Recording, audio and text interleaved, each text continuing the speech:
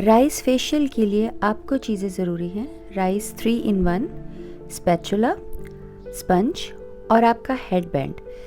Headband अच्छी तरह से लगाने के बाद आप अपने चेहरे को अपने फेवरेट फेस वॉश से अच्छी तरह से साफ़ करें कि कोई इम्प्योरिटीज़ ना रह जाए।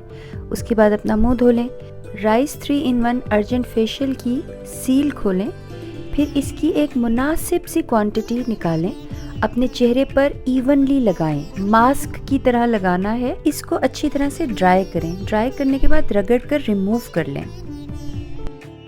आपके धुले हुए चेहरे से भी इतनी इम्प्योरिटीज़ निकलेंगी कि आप हैरान रह जाएंगे। उसके बाद चेहरा अच्छी तरह से धो लें। ये हमारा कोलेजन सीरम है। इसको किसी भी फेशियल के बाद अगर आप अपने चेहरे पर लगाएं सोने से पहले और सुबह, तो आपको बहुत इफ़ेक्ट्स मिलेंगे। These 2 things are miracle for your skin: rice facial or collagen serum to produce collagen again.